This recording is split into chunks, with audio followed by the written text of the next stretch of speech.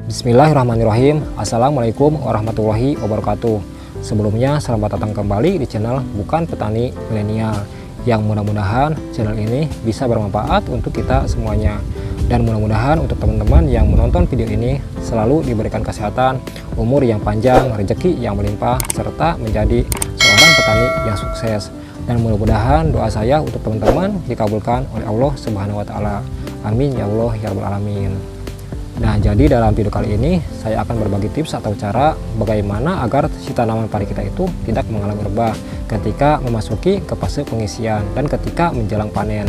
Dikarenakan di waktu-waktu ini sangat rentan sekali tanaman padi kita mengalami rebah ya teman-teman, jika terkena oleh angin, apalagi ketika memasuki di musim penghujan.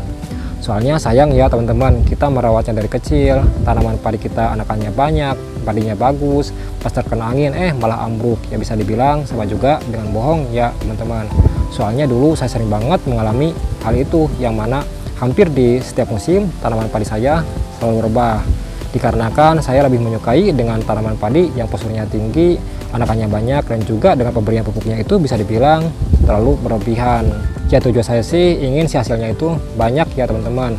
Dikarenakan kalau misalkan si tanaman padi kita itu tipis atau anakannya kurang, yang pastinya hasilnya juga akan kurang.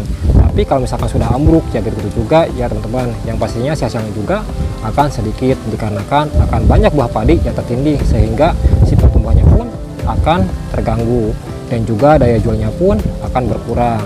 Apalagi kalau misalkan sudah terendam oleh air, yang pastinya lebih gawat lagi ya teman-teman.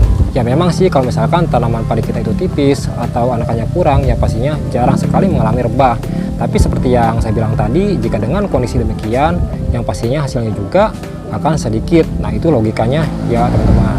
Kemudian saya pun berpikir bagaimana caranya agar si tanaman padi saya itu tidak mengalami rebah dengan kondisi tanaman padi yang anakannya banyak dan juga posturnya tinggi. Dan pada akhirnya saya pun menemukan salah satu cara yang saya langsung praktekkan di musim berikutnya. Dan ternyata alhamdulillah ya teman-teman, jika hasilnya itu memuaskan. Yang mana untuk tanaman padi saya itu tidak mengalami rebah sampai sekarang. Efek yang paling parah yang saya rasakan itu hanya miring saja, tidak sampai mengalami ambruk. Nah terus apa sih rahasianya? Jadi menurut saya dan yang sudah saya rasakan, yang mana kuncinya adalah jangan pernah lepas dari fungisida. Dari pertama kita melakukan sprayer atau penyemprotan, sampai terakhir melakukan sprayer atau penyemprotan. Jadi begini teman-teman, intinya di setiap kita melakukan penyemprotan, kita selalu berikan si fungisida tersebut untuk tanaman padi kita. Nah terus apakah aman jika dicampur dengan obat-obat pertanian yang lain?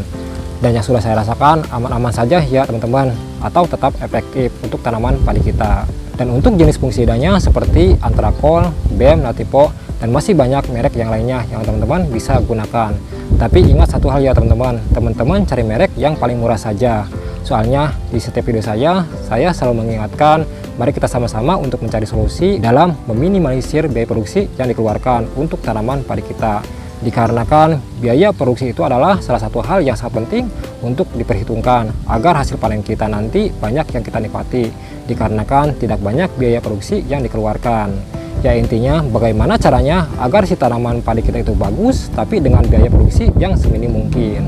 Dan untuk dosisnya teman-teman bisa gunakan 2 sendok makan per tangkinya untuk jenis fungisida yang berbentuk tepung. Dan jika teman-teman menggunakan fungisida yang jenis cair, teman-teman bisa gunakan satu tutup botolnya saja atau sekitar 10 ml per tangkinya. Tapi untuk saya pribadi biasanya saya selalu menggunakan jenis fungisida yang berbentuk tepung ya teman-teman. Jadi belum pernah menggunakan yang berbentuk cair, yaitu dengan merek Antrakol. Soalnya merek Antrakol ini kalau daerah saya bisa dibilang lumayan murah ya teman-teman. Tapi kalau misalkan daerah teman-teman ada yang lebih murah, teman-teman bisa menggunakan dengan merek yang itu. Insya Allah akan tetap efektif untuk mencegah rebah tersebut. Kenapa saya menggunakan fungisida untuk mengatasi rebah?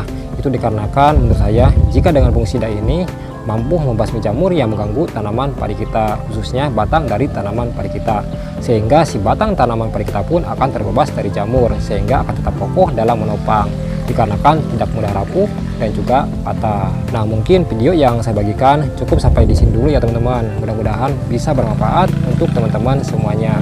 Dan saya meminta maaf banget jika ada kata-kata saya yang salah dan ada kata-kata yang kurang dipahami. Dan jika teman-teman ada yang bertanya, teman-teman bisa menulisnya di kolom komentar. Insya Allah nanti saya akan jawab satu persatu. Terima kasih, salam sukses dan salam satu lumpur. Assalamualaikum warahmatullahi wabarakatuh.